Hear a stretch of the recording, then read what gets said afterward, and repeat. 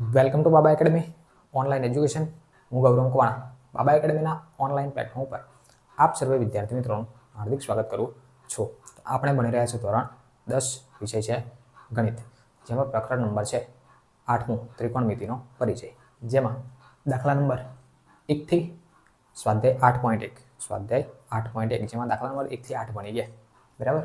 આજે દાખલા નંબર 9, 10 અને 11 ત્રણ દાખલા ભણીએ એટલે આખો સ્વાધ્યાય તમારું કમ્પ્લીટ થાય આ લેક્ચરની અંદર બરાબર। તો જોઈએ દાખલા નંબર 9। દાખલા નંબર 9 માં રકમ આપી બરાબર। સૌપ્રથમ તો રકમ શું આપી એને જોઈએ। ત્રિકોણ એબીસીમાં ખૂણો બી કાટખૂણો છે। અહીંયા તમને સ્પષ્ટતા કરી દીધી, એક ત્રિકોણ એબીસી છે, એમાં ખૂણો બી કાટખૂણો છે। જો tan a નું મૂલ્ય આપ્યું હોય 1/√3 તો નિમ્નલિખિત મૂલ્ય શોધો। હવે નિમ્નલિખિત મૂલ્ય પુસ્તકમાં આપે છે, મારે લખવાનું બાકી છે બરાબર। પહેલા તો જે કીધું છે એને આપણે કરીએ બરાબર। શું કહેવા માંગે છે, જો ત્રિકોણ એબીસી માં ખૂણો બી કાટખૂણો છે, તો આપણે પહેલા તો કાટખૂણો ત્રિકોણ દોરવાનું, જે પ્રમાણે કીધું એ પ્રમાણે બરાબર। હું દોરું ત્રિકોણ એબીસી, કાટખૂણો કીધો બી, તો અહીંયા આપણે બતાવી દઈએ બી, પછી એ અહીંયા લખો એનાથી કોઈ મતલબ નથી બરાબર। ચલો તો એ બી અને સી તૈયાર થઈ ગયો, બોલો રેડી। હવે શું કહેવા માંગે છે, tan a નું મૂલ્ય તમને આપ્યું કેટલું 1/√3, તો પહેલા તો આપણે tan a લખીએ, જે આપ્યું છે tan a બરાબર સૂત્ર શું થાય, tan થીટા અથવા તો tan નું સૂત્ર શું થાય, tan નું સૂત્ર શું થાય, સામેની બાજુ ભાગ્યા પાછળની બાજુ। tan નું સૂત્ર શું થાય, સામેની બાજુ ભાગ્યા પાછળની બાજુ। તો અહીંયા લખીએ સામેની બાજુ ભાગ્યા પાછળની બાજુ, અને રિયલમાં સૂત્ર શું આપ્યું છે, tan a બરાબર 1/√3 બરાબર। ચાલો હવે tan a, તો આ a એટલે કે આ ખૂણો, એની સામેની બાજુ કઈ થાય, આ સામેની બાજુ એટલે 1, એટલે આ થાય 1, પાછળની બાજુ આ એની પાછળની બાજુ કઈ થાય ab, એટલે આ થાય √3। બોલો આટલી ખબર પડી કે ના પડી, રેડી। હવે કર્ણ શોધવાનું, તો પાયથાગોરસ નિયમ અનુસાર બરાબર। તો ત્રિકોણ એબીસી ની અંદર આપણે લખીએ કે ત્રિકોણ ABC માં ખૂણો b બરાબર 90, કાટખૂણો આપેલો છે, આપેલું હોય તો એ બી બરાબર આપ્યા છે કેટલા, વર્ગમૂળમાં 3, બીસી બરાબર આપ્યા 1, તો શોધવાનું શું છે, કર્ણ એસી બરાબર ક્વેશ્ચન માર્ક। તો માટે ત્રિકોણ એબીસીમાં ખૂણો બી કાટખૂણો, તો એસી નો વર્ગ બરાબર બાકીની બે બાજુનો વર્ગનો સરવાળો, ab નો વર્ગ વત્તા બીસી નો વર્ગ। ચલો એસી તો આપ્યા જ નથી, તો એસી એમના એમ, એસી નો વર્ગ। ચલો ab એટલે કેટલા આપી દીધા અહીંયા, ab એટલે √3, તો √3 સ્ક્વેર પ્લસ બીસી એટલે 1 નો વર્ગ। ચલો વર્ગમાં 3 નો વર્ગ એટલે ખાલી 3, 1 નો વર્ગ એટલે 1, ટોટલ કેટલા થઈ ગયા 4। તો એસી નો વર્ગ કેટલો થાય 4, વર્ગ પેલી બાજુ જાય તો વર્ગમૂળ થશે, એસી બરાબર વર્ગમૂળમાં 4, તો એસી ફાઇનલ કેટલા મળે, કોનો વર્ગ 4 થાય 2 નો। તો આ કિંમત તમને મળી 2। તો આના પરથી જે tan 1/√3 આપેલા હતા tan a, તો એની પરથી 3 બાજુઓ મળી। હવે જ્યારે 3 બાજુઓ મળે ત્યારે જે કંઈ ડેટા શોધવાના પૂછ્યા હોય તમારે શોધવાના થાય। તો હવે જોઈએ તમને નિમ્નલિખિત મૂલ્યમાં શું આપ્યું છે પુસ્તકની અંદર, 1 નંબરમાં જે આપ્યું છે લખીએ બરાબર। 1 નંબરમાં આપ્યું sin a cos c, sin a into cos c plus cos a sin c, cos a into sin c બરાબર। પહેલા આટલું શોધીએ પછી 2 નંબર પછી કરીએ।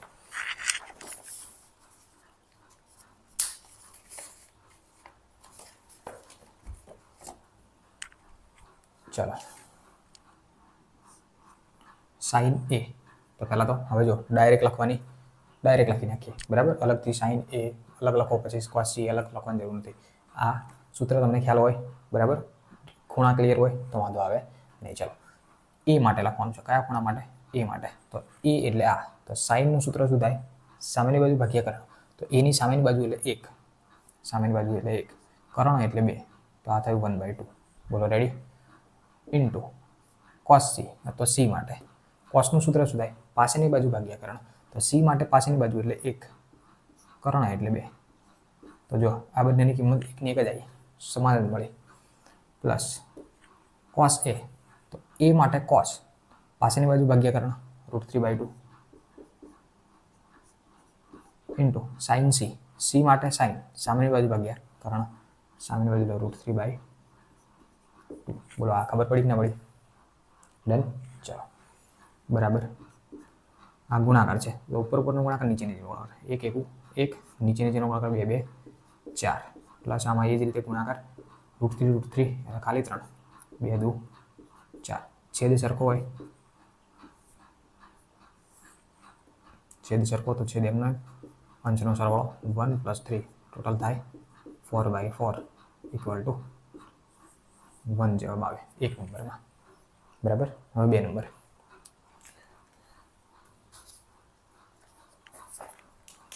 ચલો 2 નંબરમાં શું લખ્યું છે રકમ? 2 નંબરમાં લખ્યું cos a cos c cos a into cos c minus sin a into sin c. Ready? હવે જો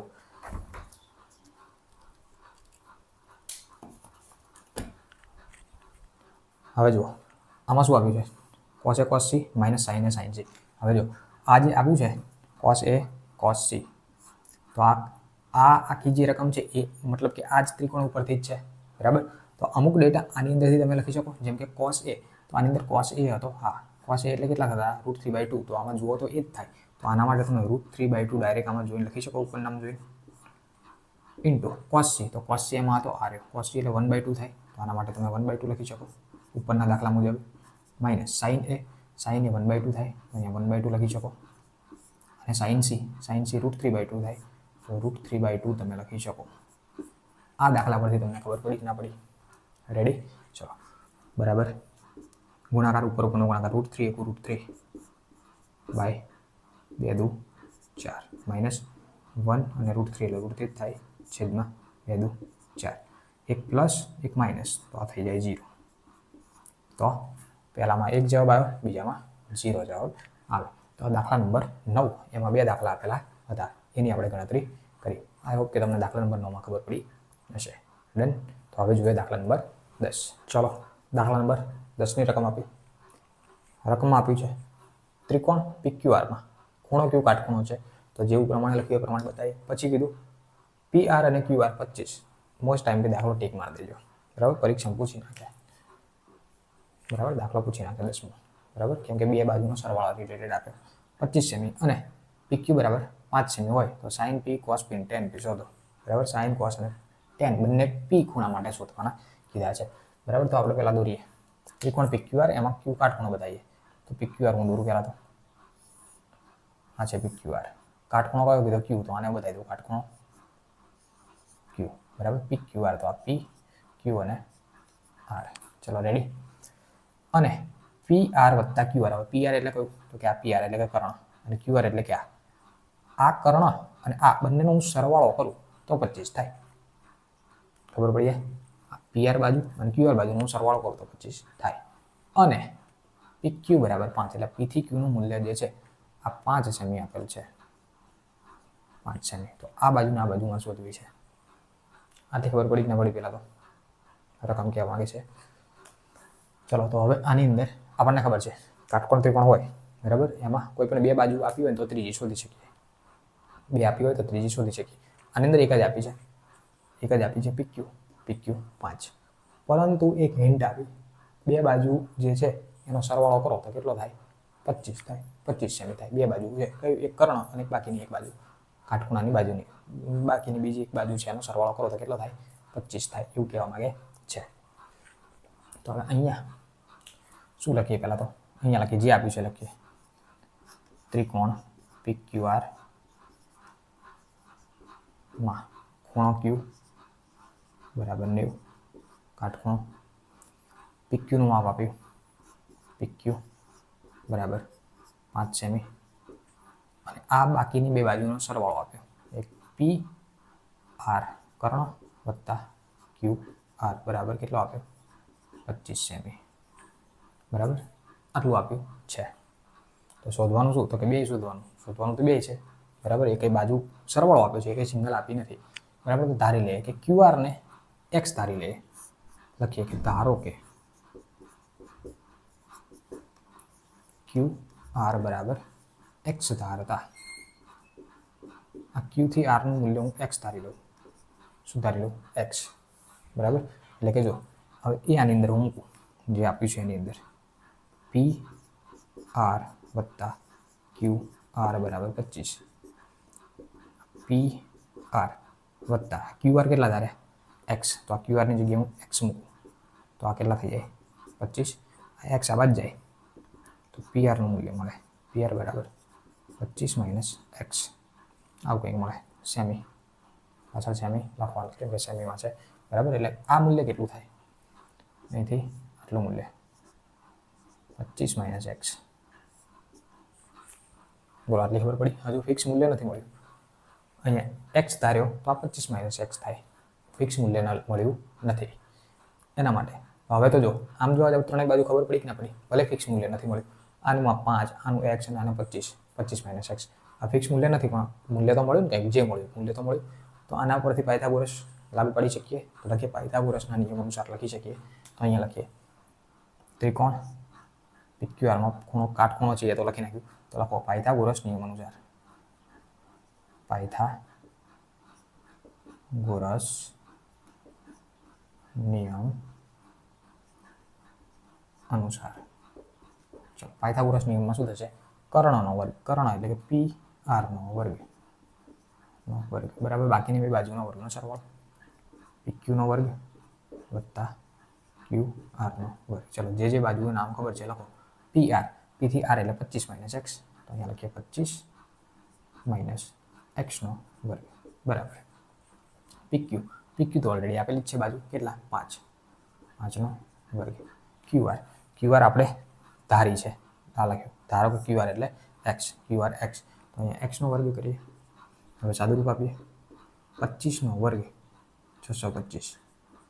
હવે બે સંખ્યા છે બરાબર એક્સ માઇનસ વાય. તો x square plus y square minus x square plus y square minus 2xy એ પ્રમાણે થાય. તો અહીંયા જે દેખાય બધાનો ગુણાકાર કરો. 25 દુ 50 માઇનસ 50 એક્સ અને પ્લસ એક્સનો વર્ગ બરાબર 5નો વર્ગ 25 પ્લસ એક્સનો વર્ગ. રેડી? બંને બાજુ સરખું છે એક્સનો વર્ગ ઉડી ગયા. એક્સ વાળા એક બાજુ એક્સ વગરના એક બાજુ. તો જો અહીંયા માઇનસ 50 એક્સ એમને રાખીએ. આ 625 આ બાદ જાય તો 25 તો હતા 625 આ એટલે માઇનસ 625 થાય માટે માઇનસ 50 એક્સ. આ બંનેની બાદબાકી કરીએ 25 માઇનસ 625 માઇનસ 600 આવે. માઇનસ માઇનસ કેન્સલ 50 છે ભાગાકારમાં આવે. એક્સ બરાબર શું થશે 600 ભાગ્યા 50 0 0 કેન્સલ 12 × 5 = 60. અહીંયા થઈ ગયો 12. તો એક્સની વેલ્યુ કેટલી થઈ 12 સેમી છે તો સેમી. બોલો રેડી? પણ એક્સ શું હતું? એક્સ એટલે તમે શું ધાર્યા હતા? Q r. તો ક્યુ આર બરાબર એક્સ ધાર્યા હતા તો લખાય કે આમ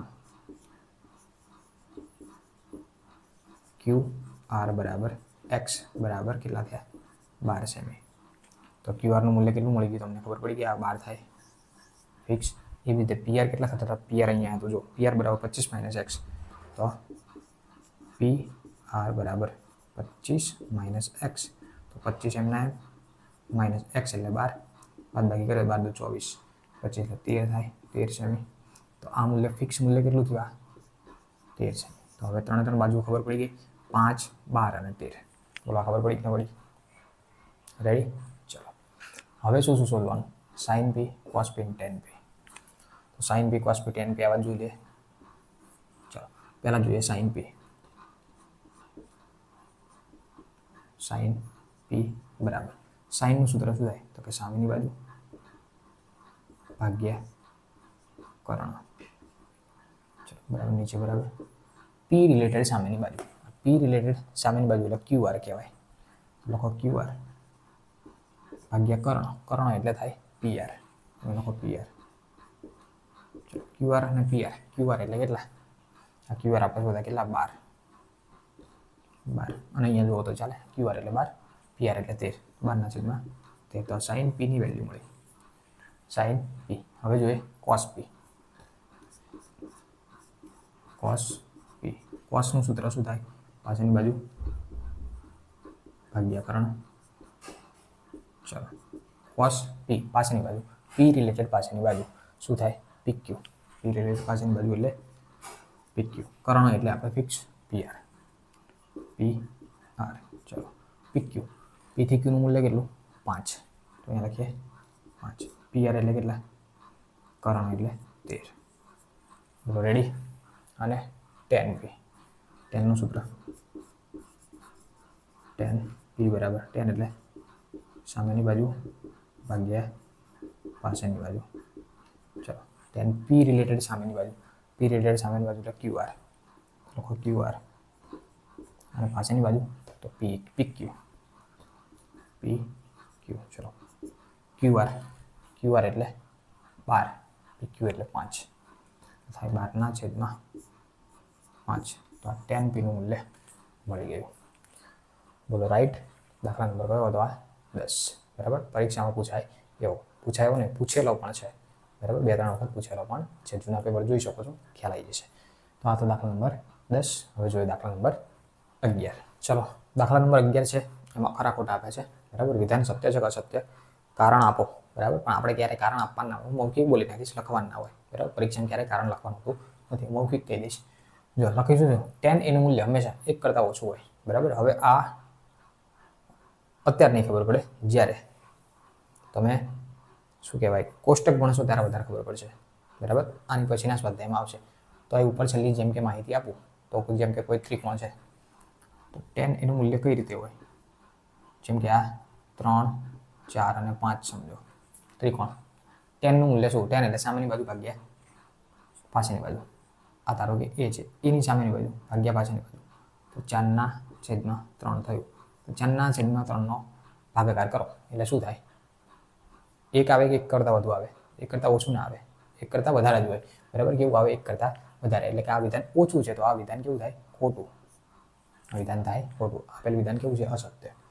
ચલો એમાં પણ કોઈ ખૂણા માટે sec A બરાબર 5/12/5 સત્ય છે. બરાબર. શું કહે છે? એ ખૂણા માટે sec A. હવે પહેલી વાત તો sec નું સૂત્ર શું થાય? sec એટલે કર્ણના છેદમાં પાછળની બાજુ. sec નું સૂત્ર શું થાય? કર્ણ એના છેદમાં પાછળની બાજુ. તો ઉપરની સંખ્યા કર્ણ દર્શાવે અને છેદમાં પાછળની બાજુ. તો કર્ણ હંમેશા મોટો હોય એવી આપણને ખબર છે. તો આ બાજુ મોટી છે. હા. પછી નીચેની બાજુ નાની હોય તો એ નાની ઓલરેડી આપેલી છે. તો કે તો આ વિધાન થાય સાચું. આ વિધાન કેવું થાય? સાચું. બરાબર. આમાં ચેક કરવું હોય તો કહી શકે. જો આમાં sec A નું મૂલ્ય વાત કરીએ તો કર્ણ એટલે 5 થયો. કર્ણ એટલે 5 અને પાછળની બાજુ 3 એટલે આ મોટું અને નાનું. નાનું અને મોટું. મોટું નાનું છે. બરાબર. મોટી સંખ્યા ઉપર કર્ણ. બરાબર. એટલે આ વિધાન કેવું થાય? સાચું થાય. ખૂણા એના કોસેન્ટને સંક્ષિપ્તમાં cos A કહેવાય. આ કોસેક નું ફૂલ નેમ છે. જો આ કોસેક લખ્યું છે આટલું ENT પછી છે. તો કોસેક નું ફૂલ નેમ છે કોસેન્ટ. બરાબર. તો cos નું ફૂલ નેમ તો કોસાઇન થાય. શું થાય? કોસાઇન. આ વિધાન તદ્દન ખોટું થાય. બરાબર. આને સંક્ષિપ્તમાં cos ના કહેવાય. બરાબર. કોસેક કહેવાય. શું કહેવાય? કોસેક. cos નું તો કોસાઇન થાય. cot અને એનો ગુણાકાર cot A થાય. આ તદ્દન ખોટું. બરાબર. આ બંને ગુણાકારમાં નથી. આ એનો ખૂણો બતાવે, વિધેયનો ખૂણો બતાવે, ગુણાકાર નથી આ. બરાબર. આ વિધાન ખોટું થાય. થીટા મપળો કોઈ ખૂણા માટે sin θ બરાબર 4/3 શક્ય છે. sin θ. sin એટલે સામાન્ય બાજુ ભાગ્યા કર્ણ થાય. જો આ ઉદાહરણ સમજો. એમાં જ સેટ થાય છે. જો 3, 4, 5. બરાબર. થીટા એટલે આપણે એ સમજીએ. આ થીટા છે. sin θ નું સૂત્ર શું થાય? સામેની બાજુ આ થાય સામેની બાજુ ભાગ્યા કર્ણ. સામેની બાજુ એટલે કે ધારો કે આ 4 સમજો તો 4. કર્ણ છેદ જે હોય હંમેશા મોટો હોય. કર્ણ કેવો હોય? મોટો હોય. તો અહીંયા તો 3 આપે છે. આવું સેટ થાય નહીં. તો આ વિધાન કેવું થાય? ખોટું. બરાબર. જે કારણ છે મેં તમને ખાલી સમજૂતી આપી. બાકી સાચું ખોટું એક વિધાન તમને સાચું મળે, બાકી બધા ખોટા મળે છે. બરાબર. કેમ ખોટા મળે છે મેં કારણ આપ્યા, લખવાના નથી ખાલી કારણ. રેડી. બરાબર. તો આ લેક્ચર અહીંયા પૂરો થાય. આ દાખલો પૂરો થાય અને સ્વાધ્યાય 8.1 પણ અહીંયા સંપૂર્ણ પૂરું થાય. બરાબર. તો અહીંયા અહીંયા સુધી રાખીએ છીએ. સો થેન્ક્સ ફોર અટેન્ડિંગ.